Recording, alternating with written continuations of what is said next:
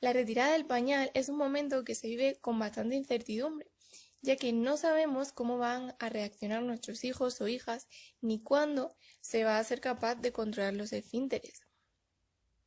Lo normal, por regla general, es que durante el día resulte un poquito más fácil y por la noche la cosa se complique un poco más. De hecho, hay veces que no vemos que el niño por la noche controla este reflejo y se nos hace un poco cuesta arriba. El hecho de cambiar sábanas a diario, seguir comprando pañales, sobre todo cuando nuestros hijos ya tienen una cierta edad, ¿verdad? Bueno, pues hola a todos y a todas.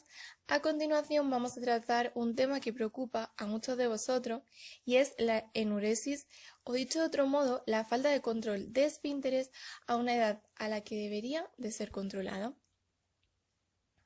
Antes de empezar, en primer lugar, nos gustaría hacer una aclaración y es que este no es un tema para preocuparse, sino para ocuparse.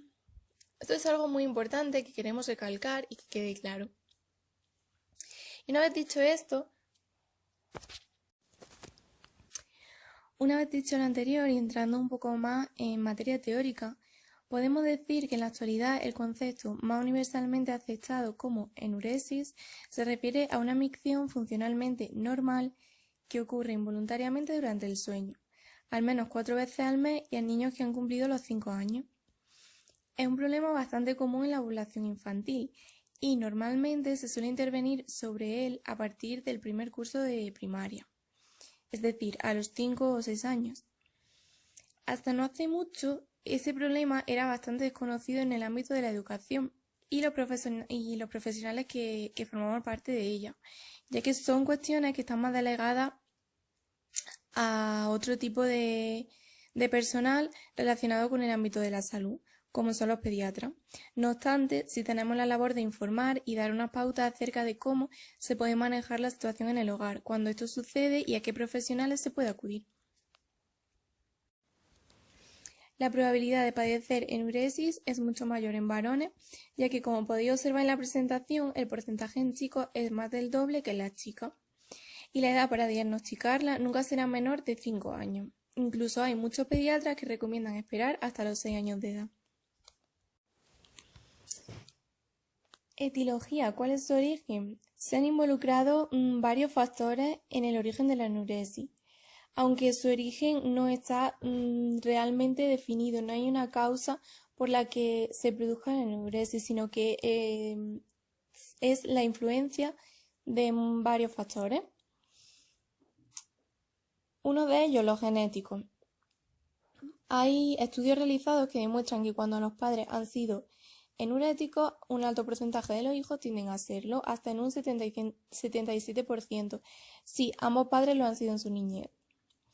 Después, el retardo de la maduración, ya que el retardo de la maduración del mecanismo neurofisiológico para el control vesical es un factor a tomar en cuenta en la etiología.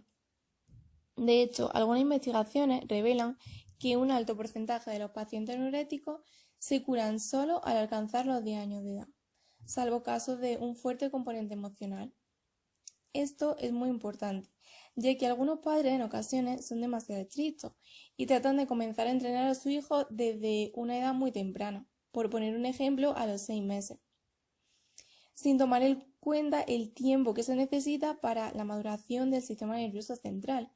¿Qué ocurre? Pues que muchas veces se ocasiona el efecto contrario, es decir, prolonga la falta de control por tiempo muy largo.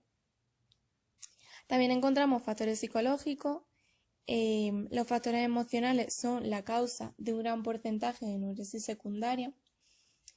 Y bueno, entre estos se encuentran pues un ambiente familiar inapropiado, que se puede dar pues por familias disfuncionales, por un manejo inadecuado de la relación autoridad-efecto, por un uso indiscriminado del castigo, entre otros. Alteraciones emocionales del niño. Aquí se incluyen baja autoestima, inseguridad afectiva, altos niveles de ansiedad, miedo, fobia, celos por la llegada de un hermanito.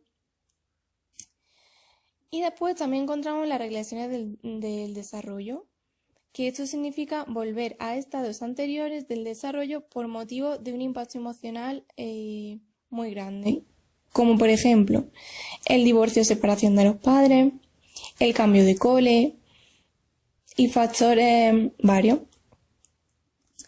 Por último, encontramos los factores orgánicos.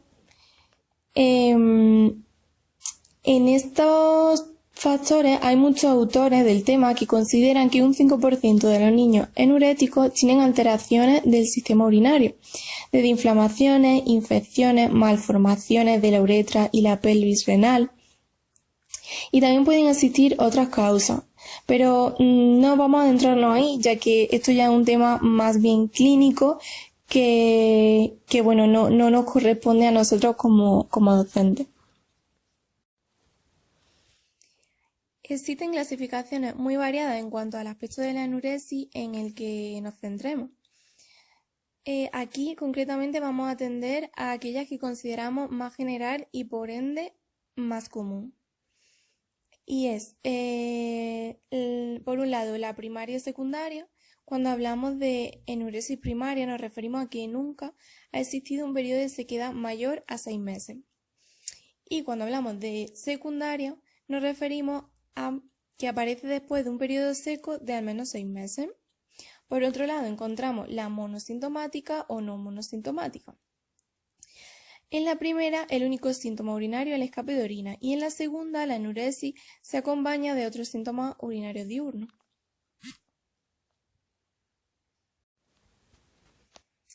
La forma en la que se manifiesta normalmente, bueno, en este caso nos hemos guiado por el DSM, y básicamente la sintomatología suele ser orinarse repetidamente en la cama o en la vestimenta durante la noche o durante el día, presentar 2 o más episodios a lo largo de una semana durante 3 meses consecutivos y, como hemos dicho antes, que el niño o la niña sea mayor de 5 años. Antes de llevar a cabo ningún tipo de intervención, es muy importante descartar que no se debe a la existencia de otras enfermedades diuréticas ni médicas que causen incontinencia urinaria, como pueden ser trastornos convulsivos, diabetes, espina bífida, etc.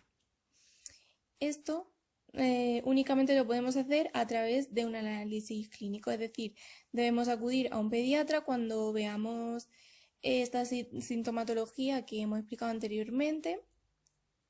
Lo primero que debemos hacer es ir a un pediatra porque será él quien nos dé las pautas necesarias para poder intervenir o en el caso de que se necesite tratamiento farmacológico, darnos el que sea necesario o en el caso de que esto no sea necesario, darnos las pautas para poder llevar a cabo una buena intervención. ¿Vale? Esto es algo esencial. Una vez que se ha descartado cualquier tipo de causa patológica, hay una serie de indicaciones para llevar a cabo en el hogar y poder mejorar este problema o eliminarlo. Vamos a indicar una serie de pautas que se llevan a cabo durante el día y otras que se llevan a cabo por la noche. En primer lugar, para el día. El niño puede beber todo el líquido que desee, sin delimitación alguna. Incluso es deseable que beba bastante. Los padres deben tener amplia tolerancia y sensibilidad al problema. Por tanto, es inadecuado que les impongamos cualquier tipo de censura, reprimenda, castigo, mucho menos burla, ni de parte de los padres ni de parte de ningún miembro de la familia. No se debe recriminar ni castigar al niño por el hecho de haber mojado la cama. Sin embargo, sí que le debemos alabar cuando se contenga la orina o cuando amanezca seco. También es muy beneficioso aplicar en el niño ejercicios de micción con el fin de aumentar la capacidad de la vejiga. ¿Cómo es esto? Pues esto es pedirle al niño que justo cuando empiece a hacer pis, detenga la orina unos segundos y continúe, vuelva a detenerla y continúe. Es algo así como pis, no pis, hasta que termine. Por la noche, las indicaciones son un poco más complejas. En primer lugar, podemos usar lo que llamamos calendario gratificante. ¿Esto qué es? Esto es una técnica de modificación conductual que consiste en regalar al niño un calendario. Básicamente es una hoja de control para que, bajo la supervisión de los papás, por supuesto, él mismo o ella misma vaya tachando los días en los que amanece seco y por lo tanto vaya viendo cómo va logrando esa mejora o ese tratamiento. El número de noches secas que alcance en cada semana lo puede cambiar al final de la semana por un reforzador material, juguetes, regalos, salidas, etc. Esto ya es una negociación entre vosotros los padres y vuestros hijos. Además, esas noches secas también deben de ser reforzadas socialmente, es decir, a través de elogios, abrazos, felicitaciones. ¿Pero qué ocurre la mañana en que no amanezca seco? Pues esas mañanas no vamos a reforzar, pero tampoco vamos a mostrarnos a disgusto o a no comprenderlo. Vamos siempre a mantener una actitud de comprensión. Es importante que el niño conozca los resultados del programa, los cuales servirán de estímulo para esforzarse en lograr los objetivos que se proponen. De manera que la hoja de control debe de cumplimentarse a diario. Algo también muy importante es que no debe despertarse el niño para que orine en la noche. Si se despierta espontáneamente y se levanta, puede hacerlo, pero no debemos de despertarle nosotros. Existen otras técnicas de modificación conductual, como la práctica positiva o la sobrecorrección, que consisten en que si el niño moja la sábana, se levante para cambiar la cama. O sea, nosotros no le cambiamos la cama, es él quien lo hace, lava su ropa, etc. Otra variante terapéutica que se ha empleado son los dispositivos de alarma. ¿Esto qué es? Pues consiste en sensores a la presencia de líquido. Estos van conectados a un sistema de alarma, el cual suena para despertar al paciente en el momento en el que la orina alcanza dicho sensor. De todas estas técnicas, la más eficaz y menos traumática se puede decir que sería la economía de ficha. Pero no obstante, es necesario poner en marcha la técnica y por supuesto contar con el apoyo y la colaboración de los padres siempre.